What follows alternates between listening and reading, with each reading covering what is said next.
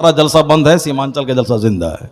और जब यहाँ का जलसा बंद हो जाएगा जनवरी फरवरी में, तो वहाँ का शुरू हो जाएगा, उधर का महाराष्ट्र का, अमरावती का और बम्बई वगैरह का जलसा शुरू हो जाएगा। अल्लाह तबारक व तआला आप सबों को सलामत रखे। आमीन। कि आप लोग आज किसी फिल्म में एक्टर, किसी डांसर, किसी क्रिकेटर और किसी दुनियादार को सुनने नहीं आए हैं, बल्कि आप एक आलिमे बाअमल को सुनने आए हैं और आज एक नाइबे पैगंबर को सुनने आए हैं। अल्हम्दुलिल्लाह। अगर कोई दूसरा नौजवान होता लुच्चा किस्म का, बोलता अरे मौलाना आया है, बोलेगा नेक बनो, अच्छा बनो, नमाज पढ़ो, वही नमाज की बात करेगा, वो सुनते सुनते थक गए, वो भाग जाता। मगर तुम करोड़ों में एक हो कि तुमको मालूम है कि इस्लाह की बात करेंगे, मालूम है सोशल रिफॉर्मेशन की बात करेंगे, मालूम है कि मेरे हार्ट के प्योरिफिकेशन की बात करेंगे, और उसके बावजूद जवानी में तुम यहां बैठे हो, इसका मतलब है कभी इस्लाम मरा नहीं है, इस्लाम जिंदा है। नारे तकबीर, नारे रिसालत, मज़हबे इस्लाम। जो लोग ये चाहते हैं कि मैं इस्लाम मिटा दूंगा, उसका बाप नहीं मिटा पाया, उसका दादा नहीं मिटा पाया, उसका नाना नहीं मिटा पाया, तो उसका ये पोता क्या मिटा पाएगा। ये इस्लाम की तारीख रही है 1400 साल से, कि जब इस्लाम के फॉलोवर 4 थे और 4000 दुश्मन थे, तो 4 घट के 2 नहीं हुआ, ये 4 बढ़ के 40 हो गए। जब 40 फॉलोवर हुए तो हजारों दुश्मन बढ़े, 40 घट के 39 नहीं हुए, ये 40 बढ़कर 40,000 हो गए। और जब इस्लाम अरब से बाहर निकला, दुश्मन बढ़ गए, जब दुश्मन बढ़े तो इस्लाम बढ़कर 2 करोड़ में पहुंच गया, और जब और दुश्मनी बढ़ी तो इस्लाम 2 करोड़ से घट के 100 करोड़ नहीं बल्कि 4 करोड़ में तब्दील हो गया। और आज से 100 साल पहले हिंदुस्तान में 5 करोड़ की आबादी थी। उस वक्त भी इनके बाप दादा कहते थे मिटा देंगे, खत्म कर देंगे, हटा देंगे और मस्जिदों को तोड़ देंगे, मगर मिटाने वाला कब्र में मिल तो गया, उसका जिस्म राख खाकस्तर हो गया, मगर 5 करोड़ आज 40 करोड़ में तब्दील हो गया। और जो America, Europe, France, China, Japan, पूरी दुनिया में जो कहते थे मैं इस्लाम मिटा दूंगा, दुश्मनी जबान से करता रहा, मीडिया वाला जहर उगलता रहा, लोग कहते रहे, आज भी लोग मजाक उड़ाते हैं, मगर फैक्ट यही है कि इस्लाम की तारीख है, दुश्मन बढ़ता जाता है, इस्लाम की, मुसलमानों की तादाद बढ़ती चली जाती है। और अभी 200 करोड़ लोग हैं जिनके नाम के साथ लफ्ज़ मोहम्मद जुड़ा हुआ है, मोहम्मद अब्दुल्ला, मोहम्मद समर, मोहम्मद कमर, मोहम्मद फला, ये 200 करोड़ मोहम्मदी फौज है। 4 दिन 4 लोग थे, आज 200 करोड़ है 1400 साल के बाद। इसे दुश्मनी से मत घबरा, अपना रिश्ता मस्जिद से मजबूत कर, अपना रिश्ता मदरसे से मजबूत कर, अपना रिश्ता उलमा से मजबूत कर, अपना रिश्ता तिलावत और इबादत से मजबूत कर। ये काफिर तेरा कुछ बिगाड़ नहीं पाएंगे, और तू खुश हो जा, या दुश्मनी करने दे, इसे और चिल्लाने दे, दुश्मनी बढ़ती जाएगी, मुसलमानों की तादाद में इजाफा होता चला जाए। है नूरे खुदा कुफ्र की हरकत पे खंदाजन, फूंकों से चिराग बुझाया नहीं जाएगा। और तुम बायोलॉजी, जूलॉजी, बॉटनी सब पढ़ते हो, लेकिन आज डॉक्टरों की एक बड़ी तादाद है जो मुस्तफा जान रहमत की हदीस का मुताला करती है। पिछले साल पटना के PMCH में वहां से एक खबर छपी के नहाने का गलत तरीका आपके ब्रेन हेमरेज के मर्ज को बढ़ा रहा है। कोई बहुत बड़ा गुस्सा, बहुत बड़ा टेंशन, बहुत बड़ी फिक्र, इससे हालांकि हेमरेज होता है ब्रेन, लेकिन यहां इस बार जो केसेज आए हैं हॉस्पिटल में, न बहुत चिल्लाना, न हो बहुत गुस्सा, न बहुत बड़ी फिक्र, एक सिर्फ माइनर सा कारण है, वो कारण है कि नहाने का तरीका लोगों का गलत था। उन्होंने कहा कि मैं कहता हूं सारे लोगों से कि नहाने का तरीका बदलें, खाने का तरीका बदलें, वरना खतरनाक बीमारी के लिए तैयार रहें। पटना मेडिकल कॉलेज का डॉक्टर मशवरा देता है कि नहाने का तरीका यह नहीं है कि आप वॉशरूम में जाएं, सबसे पहले आप सर पे पानी डाल लें। जो दवाई और इंजेक्शन और ऑपरेशन की बात करने वाला आदमी था, वो अखलाक की बात कर रहा है, स्टाइल ऑफ लिविंग की बात कर रहा है, जीने का अंदाज सिखला रहा है। जो डॉक्टर जिनको सिर्फ मेडिसिन, ऑपरेशन, सीजरिंग और research, pondering, meditation, consideration, thinking, ये सघन अध्ययन, इससे काम लेना था, वो डॉक्टर अखलाक की बात सिखा रहा है। ऐसे नहाइए, ऐसे खाइए, ऐसे पीजिए, जो बात हम लोग करते हैं मदरसा, मस्जिद और जलसा में, ये बात पटना मेडिकल कॉलेज का सबसे बड़ा डॉक्टर, उसने पिछले साल सर्दी के मौसम में जब लगातार 10-20 केस आ गए ब्रेन हेमरेज के, मामूली सा जुर्म था कि सबसे पहले सर पे पानी रख लिया, उससे खून जमा सर में और ब्रेन हेमरेज हुआ, बेहोश हुआ, कई लोग मर गए, किसी को फालिज का हमला हो गया, उसे मजबूरन उससे सोशल मीडिया पे आना पड़ा और लोगों से कहने पड़ा कि नहाने का गलत तरीका आपकी जान ले लेगा। उन्होंने कहा कि नहाने का तरीका यह कि सबसे पहले आप सर पे पानी नहीं डालें, जिस्म के दूसरे पार्ट्स पे आप पानी डालें। इतना बड़ा मजमा है, मर्द औरत सारे लोग सुन लें। इस्लाम मां की गोद से लेकर कब्र की गोद तक जिंदगी के हर अहद से, हर पीरियड से, हर डिपार्ट से बहस करता है। जो बात पटना मेडिकल कॉलेज के सर्जन फिजिशियन ने कहा है, जरा आप इन उलमा कराम से कह दें कि उर्दू जबान में इस्लामी कानून की सबसे पहली किताब जो आमतौर पर चलती है मदरसे में, वो क्या है? ये सब बोलेंगे अनवारे शरीयत है। एक तजर्बाकार मुफ्ती ने उस किताब को लिखी है। उससे आगे उर्दू की एक मोटी किताब कानून शरीयत है, जिसका हर घर में रहना जरूरी है। उससे आगे चल के 20 जिल्दों में एक मोटी किताब है बहारे शरीयत, जो इस्लामी फिक़्ह हनफी की इंसाइक्लोपीडिया है।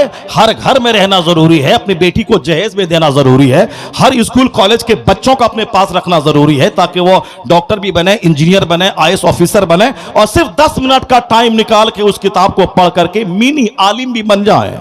क्योंकि वो आलिम बनाने वाली किताब है, बहारे शरीयत है, उर्दू की किताब। अरबी में ये सारे लोग पढ़ते हैं। पहली किताब है नूरुल इज़ा, उसके बाद की किताब है क़ुदूरी, उसके बाद की किताब है शरह विक़ाया, उसके बाद की किताब है हिदाया। ये सिलेबस की किताब है। इससे हट के फतवा रज़िया, फतवा आलमगिरी, फतवा काजी खां, दुर्र मुख्तार, रद्द मोहताज, जद्दुल मुमतार, ये सब सारी किताबें हैं।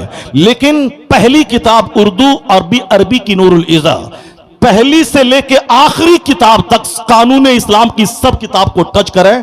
सब किताबों में फर्स्ट चैप्टर किताबुत तहारत का होता है, यानी पाकीज़गी का बयान है। चाहे नूरुल इज़ा हो, चाहे क़ुदूरी हो, चाहे हिदाया हो, शरह विक़ाया हो, किताबुत तहारत का बयान है। उस तहारत में के बयान में वुज़ू और गुस्ल का तरीका है। गुस्ल का तरीका जो किताबों में मौजूद है वो यही है कि सबसे पहले जब आप गुस्ल खाने में जाएं, दूसरों के सामने मत नहाएं, वहां इसको खोलना हराम है। पर्दे में रहें, अगर नहीं कोई पर्दा हो तो कपड़ा से घेर लें, और अगर नहीं तो टट्टी से घेर लें, और अगर पैसे हैं तो आपके पास शानदार बाथरूम आप बना लें, अंदर में गीजर उजर सब लगाएं, जाड़े के मौसम में अच्छा से नहाएं, वहां फिर आके फजर की नमाज मस्जिद में आप पढ़ लें। फजर की नमाज पढ़ने के बाद जब आप निकलेंगे नहा धोकर, ऐसा लगेगा कि दिन भर में 5000 कमाने के बाद उतनी खुशी नहीं मिली जितनी नापाक होकर नहा के फजर पढ़ने के बाद मिल जाएगी। इसको आजमा लें, आप आजमाएं इसको, आप देख लें, अल्हम्दुलिल्लाह दिल को बिल्कुल सुकून मिलेगा। तो बाथरूम में जाने के बाद सारी किताबों में लिखा है कि सबसे पहले दोनों हाथ गट्टों तक धोएं, उसके बाद कुल्ली करें, फिर नाक में पानी डालें। गुस्ल में जो 3 चीजें फर्ज हैं वो कुल्ली करना, ताकि हल्क तक पानी पहुंच जाए, और दांत के सारे हिस्सों में, सारे जबड़ों में, हर जगहों पे जरा भी सूखा रहा तो फिर वो गुस्ल ही नहीं होगा। नाक में नर में बांसे तक पानी पहुंचाना है, नर में जगह ऐसे किया नहीं, बल्कि हाँ जो नर में जगह है वहां तक पानी पहुंच जाए दोनों नाक में। उसके बाद सर से लेके पांव तक कहीं भी बाल बराबर जगह खुश्क न रहे। चाहे गुस्ल खाने में जब चारों तरफ पर्दा है तो चाहे सारे कपड़े उतारना पड़े उतार दें, कोई हर्ज की बात नहीं है, लेकिन कहीं भी सूखा ना रहे। नापाक कपड़े को रगड़ के धो करके नहाना जरूरी है, वरना अगर नहीं रगड़ा तो वह नापाकी फिर पूरे बदन में फैल जाएगी। चाहे 50 बाल्टी से आप नहा लें, आप पाक नहीं होंगे। मगर इससे बहस नहीं, बहस मुझको इससे है कि स्टार्टिंग कहां से करें। सारी किताबों में है कि पहले का हाथ धोएं, फिर कुल्ली करें, फिर नाक में पानी डालें, उसके बाद फिर नमाज की तरह वुजू करें जैसे वुजू करते हैं। जहां गंदगी लगी है उसको साफ करें, आगे पीछे के मकाम को धोएं, फिर दाहिने कांधे पे पानी डालें, फिर बाएं कांधे पे पानी डालें, उसके बाद सर पे पानी डाल के, ताकि ये सारा पार्ट्स, सर में जो बहुत बारीक बारीक रगें हैं, अगर वो रगें जख्मी हुई तो आदमी पागल, जबान बंद, आंख बंद, फालिज का हमला। इसलिए ब्रेन फ्लेक्सिबल है, यानी लचकदार अल्लाह ने बनाया। ये हार्ड नहीं है कि किसी से टकराए तो चूर चूर हो जाए, नहीं, फ्लेक्सिबल है। नीचे जाएं, ऊपर जाएं, जैसे भी जाएं, अल्लाह ने इसको बिल्कुल फ्लेक्सिबल बनाया है कि ताकि ये सर कुचल नहीं जाए, बल्कि इसमें पानी की तरह वो हरकत होती है। और बेशुमार रगें हैं, सब में ब्लड जाना और फिर उसके बाद यहीं से पूरे बदन पे हुकूमत होना। एक रग अगर दब गई तो न्यूरो का मसला पैदा होगा, 2-2 करोड़ रुपए खर्च हो गए, बच्चा अच्छा नहीं हो रहा आदमी का। साहब वो वेलोर जाए, बंबई जाए, अमेरिका जाए, सही नहीं होता। एक रग अगर दब गई, कहते यहां दब गई है, ब्लड नहीं जा रहा है। ब्लड सर्कुलेशन के लिए दिमाग की सारी रगों में ओवरफ्लो होकर ब्लड का जाना जरूरी है।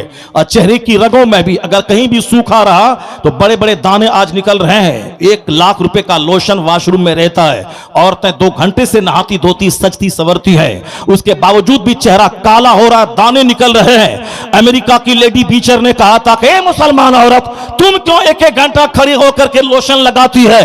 तेरे पैगंबर ने कहा है 5 वक्त नमाज पढ़ना और हर नमाज से पहले वजू करना। वजू में फेस वॉश है, जो 5 बार फेस को धोए और सजदा लंबा कर ले कि हाथ ऊपर हो और सर नीचे हो जाए।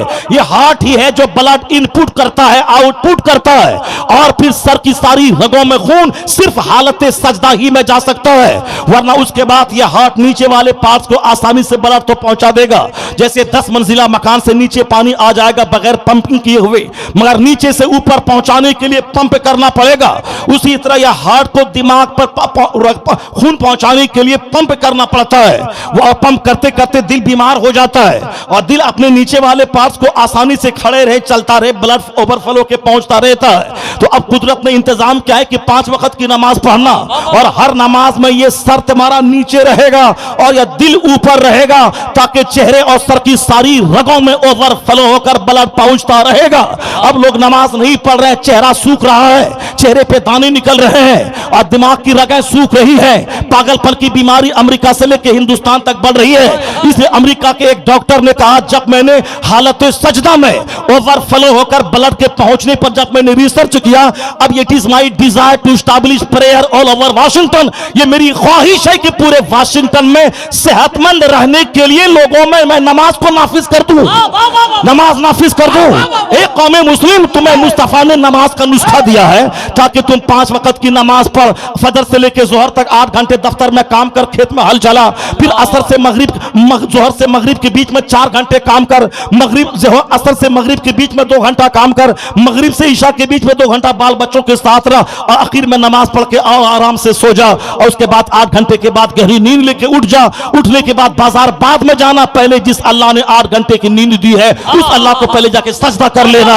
ये 5 वक्त की नमाजों का जो टाइमिंग है इतना लाजवाब है कि न मेरे काम का नुकसान है, काम भी हो गया, नमाज भी हो गई, जन्नत वहां मिलेगी, सेहत और तंदुरुस्ती यहां मिल जाएगी। सेहत पाने का जबरदस्त खजाना अल्लाह ने अता फरमाया है। उसके बावजूद अगर तुम नमाज नहीं पढ़ा, बीमार हो गया, तेरा चेहरा काला हो गया, तेरे दिमाग की रगें सूख गई, ये मत बोलना कैसा, इसका जिम्मेदार तुम खुद है। मुस्तफा ने तो रास्ता दिया है कि जन्नत भी जाना, सेहतमंद भी रहना, और फिर मालो दौलत भी कमाना, अपना भी खाना, दूसरे को भी खिलाना, इस दुनिया में भी अच्छा रहना, उस दुनिया में अच्छा रहना। यहां दौलतमंद बनने के लिए मेहनत जरूरी है और जन्नत जाने के लिए इबादत जरूरी है। ये दोनों काम तुम्हें इसी दुनिया में करना होगा। ऐसा नहीं कि मरने के बाद जन्नत की तैयारी कर लेंगे। इस दुनिया में कोई धान के, अभी इस वक्त गेहूं के मौसम में खेत में ना जाए और बोले मार्च में कि हमारे घर में 1000 कुंटल गेहूं आ जाएगा, अल्लाह चाहेगा तो आ जाएगा। ऐसा नहीं होता है। अल्लाह का कानून है कि मेहनत कर फिर मैं दाना दूंगा।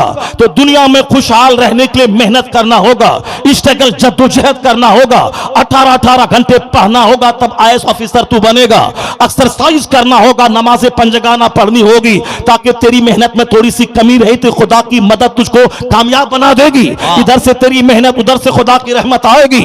मेहनत कर, अच्छा कारोबारी बन, अच्छा काश्तकार बन, अच्छा डॉक्टर बन, अच्छा इंजीनियर बन। पैसा रहेगा पॉकेट में तब न चंदा देगा मस्जिद में, मदरसे में, अपने गरीब भाई, मिस्किन भाई, माजूर भाई, बेवा को पैसा देगा। पैसा नहीं रहेगा तो भीख मांगेगा मस्जिद में, ईदगाह में, जलसा में, दरगाहों के सामने भीख मांगेगा। जब कोई बाहर से आएगा तो दौड़ के जाएगा, भैया पैसा दे दे, इलाज कराऊंगा। इसलिए दलील मत बन, भीख मंगा मत बन, मेहनत कर, खूब मेहनत की। दुनिया मेहनत की जगह है, तो दुनिया में पैसा कमाने के लिए मेहनती बन, और जन्नत जाने के लिए ज्यादा मेहनत नहीं करना है। फिर सिर्फ फजर में जाना है, जोहर में जाना है, असर में जाना है, मगरिब में जाना है, ईशा में जाना। साल के 11 महीने अपने लिए खाना है और 1 महीने में 15 घंटे अल्लाह के लिए भूखा रहना है। 11 महीने तुम खूब खा, 1 महीने भूखा रहा, 16-16 घंटे ताकि तेरा नफ्स भी पाक हो जाए और तेरा दिल भी पाक हो जाए, और जो कैंसर का जहरीला मवाद पेट में है वह 30 दिन का रोजा उसे दूर कर दे। और तू ज़कात निकाल अगर माल है, ताकि तेरा माल पाक हो जाए और जन्नत वहां मिल जाए, यहां तेरे भाई की खुराक हो जाए। अल्लाह नहीं खाता, अल्लाह का फरिश्ता नहीं खाता। वो ज़कात निकाल, 1 लाख है तो 2500 ज़कात निकाल दे, 1 करोड़ है तो 2.5 लाख निकाल दे, और 2.5 लाख अपने खास भाई को दे दे, अपनी खास बहन को दे दे, अपनी फूफी को दे दे, और अपने चचेरे भाई को दे दे। और भाई की दिलजोई भी हो जाएगी और तेरा माल भी बढ़ जाएगा और जन्नत भी मिल जाएगी और दिल भी पाक हो जाएगा। अगर अल्लाह माल दे तो एक बार मक्का मदीना देख के आ जाना हज करके, जहां से इस्लाम का सूरज तुलू हुआ है। एक बार अपनी आंखों से उस जगह को देख लेना जहां मुस्तफा पैदा हुए, जहां मुस्तफा की आरामगाह है। ये 5 बुनियादी पिलर है, इस पर मजबूती से अमल करना तो डॉक्टर बनेगा, इंजीनियर बनेगा और नमाज भी नहीं छूटेगी, तो यहां भी पैसा वारे न्यारे, और फिर मरने के बाद जन्नत तुम्हारी तकदीर में है। ऐसा काम मत करना कि कोढ़ी बन के रहना, यहां भिखारी बन के जलील होना और नमाज रोजे ना करके वहां जलील होना। दोनों जहान की जिल्लत अल्लाह नहीं चाहता। अल्लाह ने यह दुआ सिखाया है, बोल रब्बना आतीना फिद दुनिया हसना व फिल आखिरति हसना व क़िना अज़ाबन्नार। यहां भी अच्छा रहो, मरने के बाद भी अच्छा रहो और जहन्नम की आग से बच जाओ। उसका सबसे बड़ा शानदार नुस्खा है यह नमाज। अमेरिका की लेडी बीचर कहती है कि मुसलमान औरतों को कोई लोशन लगाने की जरूरत नहीं, वो सिर्फ 5 टाइम नमाज में वजू ताजा करे और अपना सजदा थोड़ा लंबा कर दे और सलाम फेरने के बाद आईने में चेहरा देखे। 1 लाख का लोशन उतना हुस्न नहीं देगा जितना लंबा सजदा उसे खूबसूरत बना देगा, खूबसूरत बना देगा। और डॉक्टर मौली मनोहर जोशी ने कहा था 8 साल पहले कि योगा रामदेव का हो, दिल्ली मास्टर का हो, वह योगा का सारा तरीका एक तरफ, नमाज में खड़ा होना, रुकू में जाना, सजदे में जाना, दिमाग केंद्रित करना, खड़ा हो तो सजदे की जगह, बैठा हो तो गोद में, सजदे में हो तो नाक में, सलाम में हो तो कांधे पर। वो मुरली मनोहर जोशी भाजपा का लीडर बोलता है, जब मैं नमाज पे गौर करता हूं तो मैं बोल सकता हूं कि मुसलमानों को और कोई दूसरा एक्सरसाइज करने की जरूरत क्या है। नमाज से बढ़कर कोई योगा नहीं और मोहम्मद अरबी से बढ़कर कोई डॉक्टर और कोई तबीब नहीं। वाह वाह, सुभान अल्लाह। तुमने अल्लाह सुस्ती की, अकबर। तुमने गफलत और लापरवाही से काम लिया, या रसूल तुम अल्लाह। काम चोर हो गए, इसीलिए सेहत भी गई, दौलत भी गई, इख्तदार भी गया, सारी। अल्लाह चाहता है कि तू दुनिया का हाकिम बन जा, अल्लाह चाहता है कि तू दौलतमंद बन जा, अल्लाह चाहता है कि तू सेहतमंद बन जा। तो उसके लिए एक तरीका है, फिल्म के एक्टर की पैरवी मत करना, मुस्तफ़ा की पैरवी कर, दुनिया आखिरत दोनों मिल जाएगी। वह डॉक्टर कहता है PMCH का कि नहाने में सबसे पहले सर पे पानी न डालें। जो बात आज PMCH का डॉक्टर कह रहा है वही 1400 साल की सारी किताबों में लिखा हुआ है कि इस्लाम ने नहाने का सबसे शानदार तरीका यह बताया है कि सर पे नहीं बल्कि दूसरे पार्ट्स पे पानी डालकर नहाने का आगाज किया जाए। इसलिए तो मैं कह सकता हूं आज जहां डॉक्टरों की नजर गई है वहां मुस्तफा की नजर 1500 साल पहले गई है। इसलिए इस रूए जमीन का सबसे बड़ा मुअल्लिम, इस रूए जमीन का सबसे बड़ा रिफॉर्मर, इस रूए जमीन का सबसे बड़ी कीमती और लाजवाब शख्सियत अगर कोई है तो मोहम्मद अरबी की जाती गिरावी। तुम डॉक्टर इंजीनियर बनो मगर डॉक्टर इंजीनियर बन के काफिर मत हो जाओ। अपनी बीवी अपने अपने अपने बच्चों को पढ़ाओ मगर अपनी बेटियों को स्कूल और कोचिंग के बहाने काफिर होने का मौका मत दो उसे, बल्कि अपना खुद स्कूल कायम करो, अपना खुद कॉलेज कायम करो और पर्दे में रह के नमाज की पाबंदी के साथ अपनी बेटियों को पढ़ाओ। अगर ये इंतजाम नहीं हो रहा है जब तक, तो फिर अपनी बेटी को मदरसे में पढ़ाओ, आलिमा बनेगी, नमाजी बनेगी, नेक बनेगी, खालिद इब्ने वलीद का गुलाम पैदा करेगी और मरने के बाद जन्नत चली जाएगी।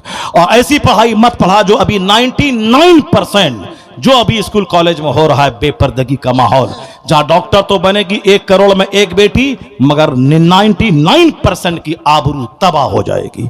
आपने देखा अभी 10 दिन पहले जो एक मौलवी साहब की अपनी बीवी काफिरा हो गई, एक हिंदू के साथ शादी रचा ली, ये बरकाती टोपी झाड़ रहा है और बीवी निकल गई काफिरों के साथ। क्यों? हुजूर ने तो कहा था कि देवर के साथ पर्दा जरूरी है, देवर से पर्दा फर्ज है, कजिन से पर्दा फर्ज है। ये चाहे कि देव साहब रामू के साथ ये एग्जाम दिलाने भेज रहा है, कौन सा एग्जाम उस एग्जाम पे पखाना कर दे जो एग्जाम तेरी बीवी का ईमान लूट ले। वो एग्जाम को पांव के नीचे रौंद दे जो एग्जाम तेरी आखिरत छीन ले। इसलिए अगर तुमको पढ़ाने का शौक था तो अपने साथ में कॉलेज लेके जाते, नहीं टाइम था तो मत एग्जाम दिलवाते, किसी काफिर के साथ भेज दिया तो जैसी करनी वैसी भरनी, जैसा तुमने किया वैसा हुआ तुम्हारे साथ। बीवी लूटी है, बच्चे लूटेंगे, सब लूट जाएगा। आबाद रहने का एक तरीका है, उन्हें जाना उन्हें माना, न रखा गैर से काम, लिल्लाहिल हम्द मैं दुनिया से मुसलमान गया। बस मुस्तफा बरसा खेशरा के दीने हमाउस्त गर बहु न रसीदी तमाम बुलह बेस्त। अपने आप को नबी के कदमों में डाल दे, वही सरापा दीन, सब कुछ वही है। वहां से जो हट गया उसमें और अबू लहब में कोई फर्क नहीं है। अल्लाह तबारक व तआला हमको और आपको सबों को अपने नबी मोहतरम अलैहिस्सलाम से मोहब्बत की तौफीक अता फरमाए। आमीन। सरकार दो जहां की तालीमात को अपनी ज़िंदगी में प्रैक्टिकल में उतारने की तौफीक अता फरमाए। अल्लाह ताला इस जलसे को कबूल फरमाए और मेरे बाद बहुत देर तक आपको इस जलसे में बैठकर मुफ्ती अम्मा साहब क़िबला की तकरीर सुनकर अपने दिलों को रोशन करने की तौफीक अता फरमाए। आमीन। बहुत दिनों के बाद इतना बड़ा खूबसूरत जलसा रात के इस टाइम में देखने को मिल रहा है, बहुत अच्छा। अल्लाह आप सबों को खुश रखे, मुंतज़िमीन को खुश रखे। आमीन। और दुआ तक शरीक रहेंगे तो फिर समझ लें कि 100% सारे उलमा की दुआ आपके साथ है। और सारे जलसे को इसी तरीके से आबाद करें, नात खानी ज़्यादा नहीं हो, सिर्फ एक नात हो। और अगर ज़्यादा नात सुनने का शौक़ है तो सारी नात खानी 1 बजे रात के बाद हो। पहले सबसे पहले तकरीर कुरान हदीस, 2 महीने तक भीख मांग के चंदा करके ये टेंट फेंट स्टेज आलिमों को दावत किस काम के लिए? खाली भीड़ जुटाने के लिए है? नहीं, बल्कि सिर्फ और सिर्फ कुरान हदीस का पैगाम पहुंचाने के लिए है। इतने जो लोग यहाँ बैठे, इससे डबल लोग वहाँ मेला में घूम रहे हैं जी। आने वाले दिन में ख्याल करें कि मेला का भी इंतज़ाम नहीं रहे, कोई नहीं, कुछ नहीं, कोई नहीं मेला ठेला करेगा, बल्कि सिर्फ और सिर्फ दीन की महफिल में दीन की बात सुनी जाएगी। जो जलसे हमारे उजड़ गए, जलसे हमारे उजड़ गए, नाथखानी की नज़र हो गए। तकरीर के वक़्त में तो अल्लाह का शुक्र है कि आप लोग बात सुन भी लिए, तकरीर हो गई हमारी और अभी होने वाली है, लेकिन बहुत सारे जलसे तो इस टाइम में उजड़ जाते हैं, सारी पब्लिक भाग जाती है। मगर अल्हम्दुलिल्लाह आपने बता दिया कि नहीं, हम लोग भागने वाले लोग नहीं हैं, हम लोग दीन सुनने और सीखने वाले लोग हैं। यहाँ से दूसरे जलसे वाले भी अपने लिए एक मॉडल बना लें कि हमको भी ऐसे ही जलसा करना। उलमा कराम चौकस और चौकन्ना रहें, चूँकि सब काम यही करते हैं। ये लूज हो गए, पब्लिक तो चाहेगी कि यहाँ कोई औरत आकर के गाना गाए, मगर पब्लिक की सारी पसंद का ख्याल नहीं करना है, बल्कि शरीयत की पसंद को लोगों पे थोपना है। शरीयत की पसंद यही है कि दीन इस्लाम की बात सुने जाए। ये मजमा नहीं हो मगर सिर्फ तकरीर होगी, एक नात होगी बस। ऐसा नहीं कि मुक़र्रिर आए 2 घंटा तकरीर सुनाए, चाहे कोई रहे चाहे ना रहे। नात पढ़ने वाला सारा मजमा जमा कर रहा, सारे उलमा रहे, दाद भी दिया, 60,000 70,000 भी दिया, छूट भी 1-1 लाख रुपया दिया, और फिर सुनने के बाद सब उजाड़ के जलसे को घर चला गया। ये कौन सा तमाशा है? ऐसा मत करें, जलसे को आबाद करें। ये जन्नत की क्यारी आबाद रहेगी तो आपका घर आबाद रहेगा, आपकी ज़िंदगी आबाद रहेगी, आने वाली नस्लें आबाद रहेंगी। अल्लाह ताला इस जलसे को कबूल फरमाए और हम सबों को इसी तरह से दीन सीखने, समझने, उस पर अमल करने की तौफीक अता फरमाए। आमीन व आखिरु दअवाना अनिल हम्दुलिल्लाहि रब्बिल आलमीन। अस्सलामु अलैकुम व रहमतुल्लाह।